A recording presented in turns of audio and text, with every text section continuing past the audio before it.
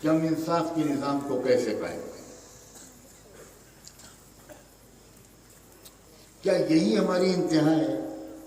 یہیں پر آ کر ہم کو رک جانا ہے کہ بھئی ایک صوبے میں، ہمارے صوبے میں فلاں پارٹی کی حکومت تھی، اس کی جگہ پر ہم دوسری پارٹی کی حکومت لانے میں کامیاب ہو گئے، ہو گیا انصاف قائم. بس یہی انتہا ہے، بس ختم. ارے بابا، یہ کام تو اس لیے بتائے جاتے ہیں تاکہ انصاف کے نظام کو قائم کرنے کی کوشش کے لیے ہم کو کچھ موقع مل جائے. اصل کام ہمارا یہ نہیں ہے کہ اس پارٹی کو ہٹا کر اس پارٹی کو لے آؤ، اس لیے کہ وہ پارٹی پورے انصاف کے نظام کو قائم کرے گی، اس کی امید کرنے والے کو فوری طور پر دماغ کو مضبوط کرنے والا حکیم کا معجون کھانا چاہیے. مقوی دماغ، معجون مقوی دماغ کھانا چاہیے، اور کسی اچھے حکیم کو فوراً دکھانا چاہیے. اگر تو یہ سمجھتا ہے کہ فلاں والی پارٹی چلی جائے گی، دوسری پارٹی آ جائے گی تو خلافت راشدہ قائم ہے. مسلمان اتنے بولے کہ ہمارے یہ نیتا جب آتے ہیں جلسوں میں تو وہ جانتے ہیں مسلمانوں کے جلسوں میں وہ ٹوپی لگا کر آتے ہیں، اور ہم سے آپ سے کوئی ٹوپی مانگ لیتے ہیں، ان کے پاس تو ہوتی نہیں. اور ہم حاتم طائی کی قبر میں لات مارتے ہوئے، سخاوت دکھاتے ہوئے وہ ٹوپی ان کو صدقہ کر دیتے یا ہدیہ کر دیتے. اب ان کو ٹوپی پہنے ہوئے دیکھ کر ہم مسلمان ایک دم مرید ہونے لگتے ہیں. اور بعض ذرا زیادہ شاطر جو نیتا ہوتے ہیں وہ ہرا یا لال رومال پہن کے آتے ہیں، اور وہ دیکھ کر تو آپ کا دل چاہتا ہے کہ آپ رونے لگے اور آپ کہیں حضور والا آپ تو اس وقت ہمارے شیخ بننے کے لائق ہیں، سلسلے عالیہ کیجریوالیہ میں ہم کو بیعت فرمائیں.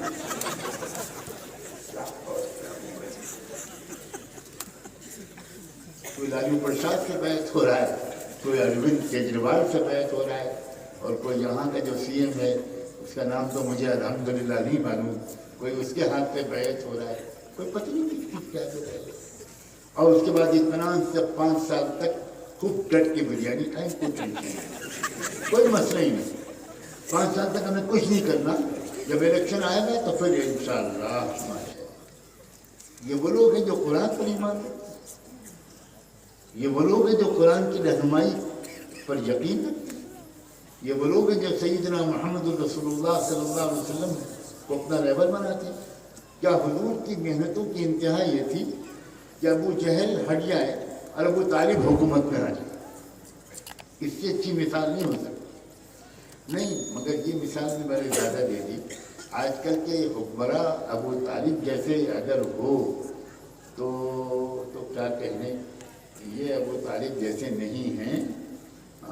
کوئی سافٹ ہے، کوئی ہارڈ ہے. یہ سب ترکیبیں ہوتی ہیں لوگوں کو بیوقوف بنانے کی. اور آپ خوش نصیب ہیں کہ تھوڑے دن کے لیے آپ بیوقوف بنیں، لیکن خدا کے واسطے تھوڑے دن کے لیے بنیے، مستقل طور پر نہیں بنیے. یہ ہماری منزل نہیں، بالکل ہماری منزل ان کے پاس کچھ کم ہے. اس لیے اسلام یہ سکھاتا ہے کہ مسجد اور مدرسے پر خرچ کرنے سے پہلے، مسجد اور مدرسے پر خرچ کرنے کے ساتھ ساتھ اپنے رشتہ داروں پر بھی خرچ کرنے کی عادت ڈالو. آج کل خاندانوں میں تعلقات بالکل اچھے نہیں ہیں، جگہ جگہ جھگڑے ہیں. اچھے اچھے دیندار نظر آنے والے لوگ، ان کے گھروں میں جھگڑے ہیں، بات چیت بند ہے. کیوں ہیں؟ اس لیے کہ جس کے پاس 4 پیسے تھے اس نے ادھر ادھر خرچ کیا، لیکن اپنے قریبی رشتہ داروں کو جہاں ضرورت تھی ان کو خرچ نہیں کیا. یہ اسلام نہیں، یہ بالکل اسلام نہیں. میری گزارش کا خلاصہ یہ ہے کہ اسلام کا جتنا حصہ ہمارے پاس ہے اس پر تو اللہ کا شکر ہے، نہ ہونے سے بہت بہتر، اور اس میں بھی ترقی کی کوشش کریں. اور اسلام کا جتنا حصہ ہمارے پاس نہیں ہے وہ اخلاق سے تعلق رکھتا ہو، معاملات سے تعلق رکھتا ہو، معاشرت سے تعلق رکھتا ہو، رہن سہن کے سلیقے سے تعلق رکھتا ہو، اس کو بھی سیکھیں۔ رسول اللہ صلی اللہ علیہ وآلہ وسلم کی مختلف صفات کا تذکرہ ہمارے علماء کرتے ہیں، مگر کاش کہ ہمارے علماء پورے محمد رسول اللہ سے واقف ہوتے، ان کی پوری شخصیت سے واقف ہوتے۔ اب غور تو کرو کہ رحمت دو عالم صلی اللہ علیہ وسلم نے، فیس بک کا زمانہ ہے، آج ایک چھوٹے سے عالم کی بات لاکھوں لوگ سنتے ہیں، پوری دنیا میں سنی جاتی ہے۔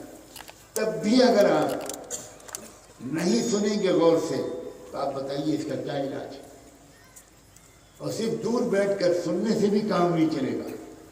جب آپ کو اندازہ ہو جائے کہ فلاں شخص سے ہم کو واقعی ایک جامع رہنمائی مل سکتی ہے، ہم کو وہاں ذکر بھی سیکھ سکتے ہیں، ہم قرآن کو گہرائی سے سمجھنے کا طریقہ بھی سیکھ سکتے ہیں، ہم نماز بھی سیکھ سکتے ہیں، ہم رکوع سجدے بھی سیکھ سکتے ہیں، اور ہم ملک کے میں، اپنے دیش میں، اپنے صوبے میں، اپنے ضلع میں انصاف کے نظام کو آگے بڑھانے کا طریقہ بھی سیکھ سکتے ہیں۔ تو ایسی جگہ پر ہم کو بھاگ بھاگ کے جانا چاہیے، ننگے پیر جانا چاہیے، اس لیے کہ ان کو خبر بھی تلاش کر کر کے جانا چاہیے۔ شدید بیمار ہیں اور شاید اب بچ نہ پائیں تو وہ لوگ عیادت کے لیے آئے۔